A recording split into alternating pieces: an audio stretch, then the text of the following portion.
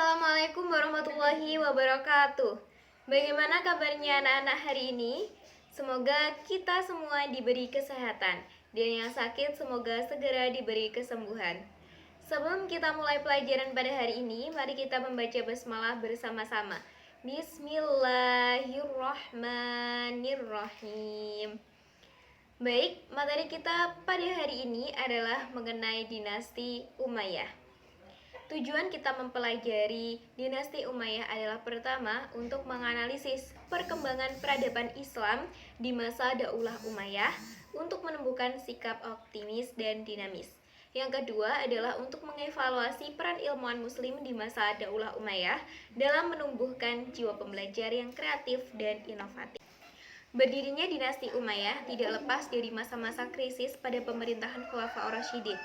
Puncak kejayaan pada Khulafaur Rasyidin ini pada masa pemerintahan Utsman bin Affan dan pada masa Ali bin Abi Thalib mengalami kemunduran, terutama pada saat Ali bin Abi Thalib wafat dalam serangan balas dendam atas konflik kebijakan Utsman bin Affan di periode kedua. Awalnya, setelah Ali bin Abi Thalib wafat, kepemimpinannya digantikan oleh putranya bernama Hasan bin Ali bin Abi Thalib. Nah, akan tetapi pada tahun 661 Masehi, Hasan mundur.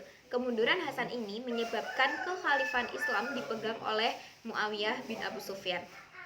Dinasti Umayyah berhasil didirikan bukan hanya karena kemenangan diplomasi Muawiyah bin Abu Sufyan atas peristiwa perang Siffin, tapi juga karena pemikiran kuat Muawiyah bin Abu Sufyan untuk membangun masa depan dan dukungan dari orang-orang Suriah.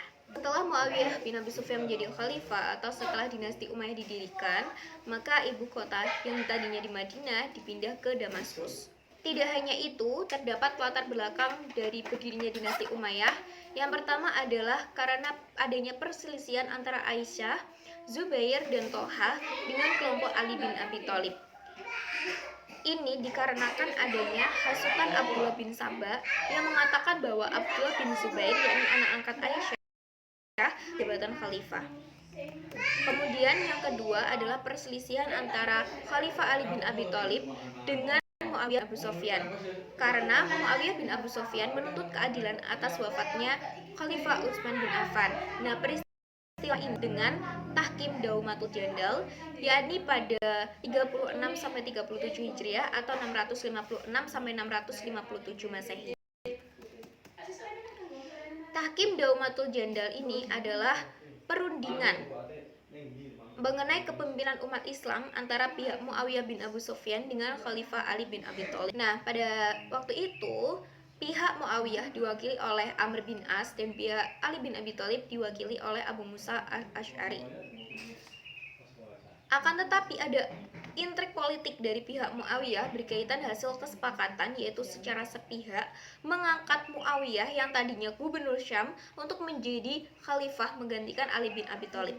Nah, beberapa tahun setelah tahkim, Khalifah Ali bin Abi Thalib terbunuh oleh Abdurrahman bin Muljam pada 19 Ramadan 40 Hijriah atau 660 Masehi.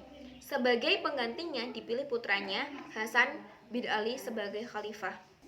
Selanjutnya yaitu Perjanjian Madinah. Perjanjian Madinah merupakan perjanjian hasil dari peristiwa Amul Jamaah. Amul Jamaah adalah peristiwa penyerahan kepemimpinan dari Hasan bin Ali bin Abi Thalib kepada Muawiyah bin Abi Sufyan. Isinya adalah pertama, Muawiyah menjamin keselamatan Hasan dan keluarga termasuk kelompok Syiah. Kedua, Muawiyah menjaga nama baik Ali bin Abi Thalib dengan menghentikan caci maki terhadap Ali. Ketiga, kalau Muawiyah bin Abu Sufyan wafat, maka jabatan khalifah dikembalikan pada umat Islam. Baik, dinasti Umayyah ini merupakan dinasti yang lumayan lama, yakni kurang lebih 90 tahun dengan 14 khalifah Abu Sufyan atau yang biasa disebut dengan Muawiyah I. Kemudian khalifah yang kedua yakni Yazid bin Muawiyah atau biasa disebut dengan Yazid II. Ketiga ada Muawiyah bin Yazid atau yang disebut dengan Muawiyah II. Keempat ada Marwan bin Hakam yakni Marwan I. Kelima ada Abdul Malik bin Marwan. Keenam ada Al-Walid bin Abdul Malik yakni Al-Walid I. Ketujuh ada Sulaiman bin Abdul Malik. Kedelapan ada Umar bin Abdul Aziz. Kesembilan ada Yazid bin Abdul Malik atau Yazid II. Kemudian ke-10 ada Hisham bin Abdul Malik. Ke-11 ada Al-Walid bin Yazid, yakni Al-Walid II. Ke-12 ada Yazid bin Al-Walid, Yazid II. Ke-13 ada Ibrahim bin Walid, dan ke-14 ada Marwan bin Muhammad atau Marwan II. Selanjutnya adalah perkembangan peradaban pada masa dinasti Umayyah. Yang pertama pada bidang sosial.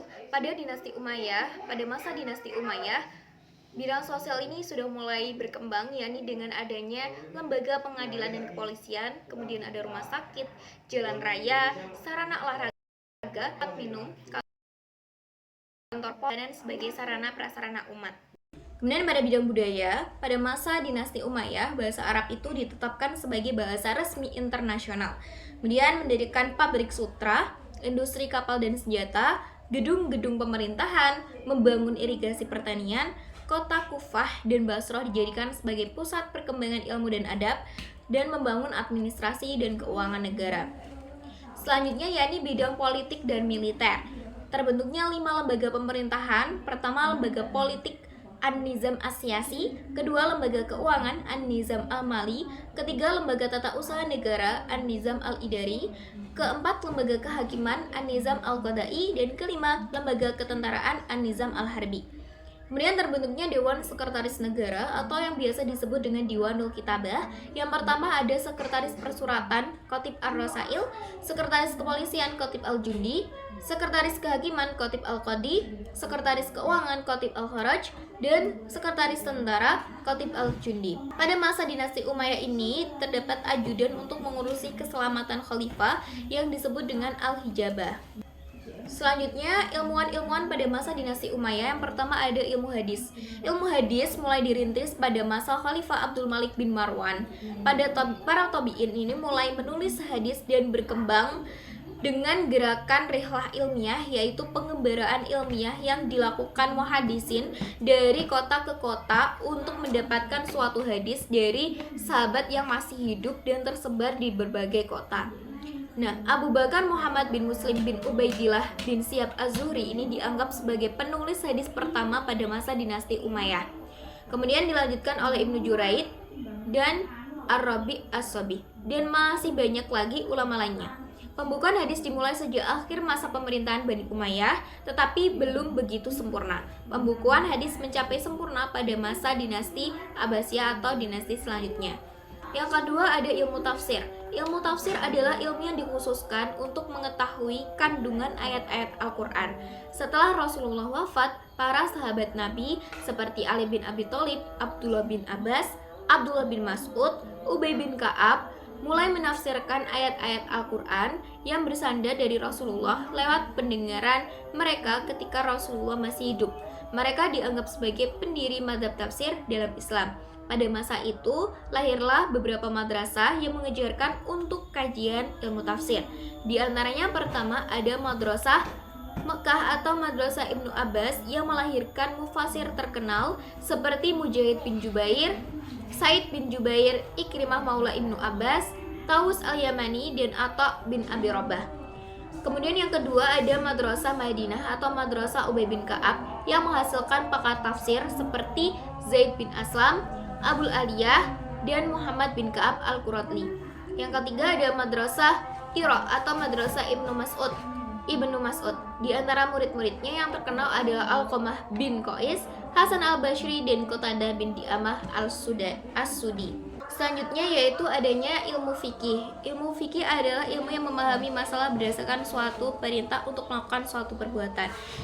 Tokoh-tokohnya adalah Syuriah bin Haris, Alqamah bin Qais, Masruq al-Ajda, Al-Aswad bin Yazid, dan Ibrahim al-Nakhl. Kemudian yang keempat ada ilmu tasawuf. Ilmu tasawuf merupakan sebuah ilmu tentang cara mendekatkan diri kepada Allah Subhanahu wa Ta'ala. Tujuannya agar hidup semakin mendapatkan makna yang mendalam serta mendapatkan ketentraman jiwa. Ilmu tasawuf berusaha agar hidup manusia memiliki akhlak mulia, sempurna, dan kamil. Yang kelima adalah ilmu sejarah dan geografi.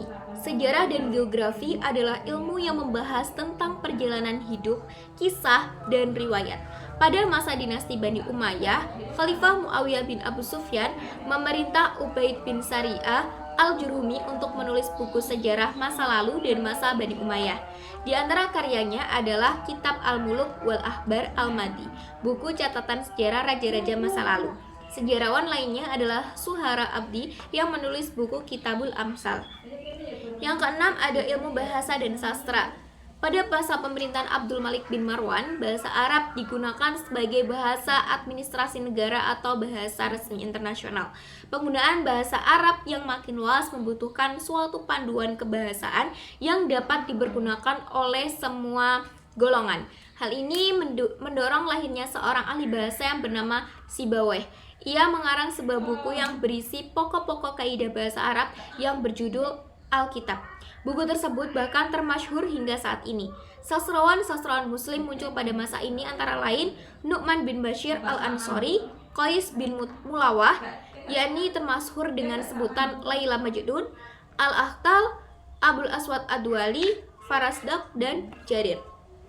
Kemudian selanjutnya ada ilmu kedokteran. Sekolah tinggi kedokteran pada tahun 88 Hijriah atau 706 Masehi didirikan pada masa Khalifah Walid bin Abdul Malik. Ia memerintahkan para dokter untuk melakukan riset dengan anggaran yang cukup. Dalam rangka mengembangkan ilmu kedokteran, Khalifah meminta bantuan para dokter dari Persia. Pada lembaga inilah Haris bin Hildan dan Nazar meraih ilmu kedokteran. Selain itu, gerakan terjemahan buku-buku kedokteran mendukung perkembangan ilmu kedokteran di masa Bani Umayyah. Khalid bin Zaid bin Muawiyah adalah orang pertama yang menerjemahkan buku tentang astronomi, kedokteran, dan kimia. Baik anak-anak, itu tadi merupakan paparan mengenai materi dinasti Umayyah, baik dari sejarahnya, perkembangan peradabannya, dan ilmuwan-ilmuwan muslim. Semoga dapat dipahami dan dapat diterapkan atau dapat diambil hikmahnya dalam kehidupan sehari-hari. Sekian dari Ibu, kurang lebihnya mohon maaf yang sebesar-besarnya. Wassalamualaikum warahmatullahi wabarakatuh.